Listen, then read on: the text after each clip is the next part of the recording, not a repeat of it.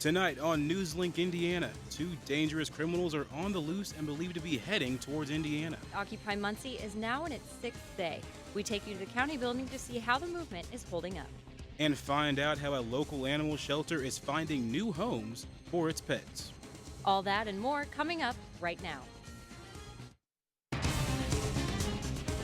Live from Ball State University, news for the campus community and all of Delaware County.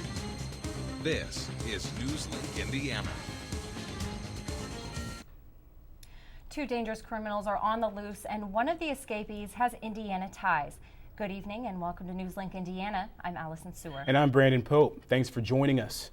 At this hour, two escaped convicts who may be in Indiana have put authorities on high alert. 25-year-old Leviticus Taylor and 52-year-old Rondell Reed escaped from the Indian River County Jail in Vero Beach, Florida. According to the sheriff's office, the two men were discovered missing at 4:30 a.m. today. 25-year-old Leviticus Taylor, 5'7", 140 pounds, multiple tattoos. We do know that he was recently convicted of murder. Mr. Rondell Reed, who is 52 years of age, was awaiting murder trials for a murder that occurred in Indian River County earlier this year. Reed, formerly a resident of Indiana, is no stranger to evading the law, including prison break. More than 20 years ago, he escaped from a North Carolina prison. In April, Indian River County authorities were in Richmond questioning Reed in connection with a Florida homicide. He was spotted driving the victim's car in Indiana, according to WPTV News, Channel 5.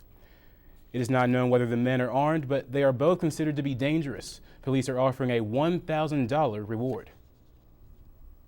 And the Occupy Muncie movement started their demonstrations a week ago. They are still camping out the Delaware County building, and they have some activities organized for this week. Alberto Pimienta is in downtown Muncie with more information.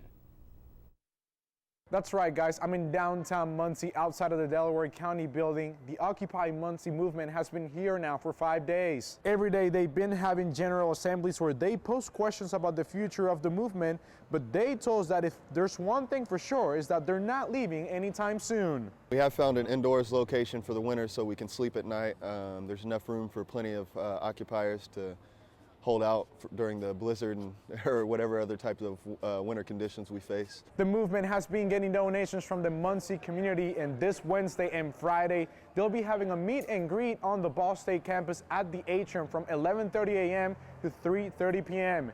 In downtown Muncie, I'm Alberto Pimienta for Newslink, Indiana. More than 5 tons of marijuana have been seized in what some say could be the biggest drug bust in state history. During a 6-month investigation, officers uncovered more than $4 million in drug money. It all began March 6 after state police received tips of drugs being run from a grocery store in Westside Indianapolis. According to a U.S. Attorney Joe Hogsett, a tractor-trailer search found more than $2 million hidden in a false roof. The money went unclaimed and was distributed to several law enforcement agencies earlier this month. 2 people are in critical condition after a mobile home exploded Sunday in southern Indiana. 2 men and a woman were airlifted to a Louisville hospital following the explosion near a Washington County community. The 3rd person was listed in fair condition today. Fire Chief Robert Mull said the explosion threw debris about 25 feet from the home, but that the cause wasn't immediately known. Something pretty serious, and we heard just people screaming for help and run down there to see if we could assist. Investigators believe the explosion came from the kitchen, but none of the kitchen appliances were powered by gas, though there was a large propane tank outside the home. A teenager left unable to walk after the Indiana State Fair stage collapse is now able to return to school. Brad Humphrey was greeted with love by several friends and teachers as he arrived Monday morning. Humphrey attends Crispus Attucks High School in Indianapolis. Humphrey was the top player on the school's tennis team last year, but he now has to use a wheelchair after suffering a spinal injury from the collapse.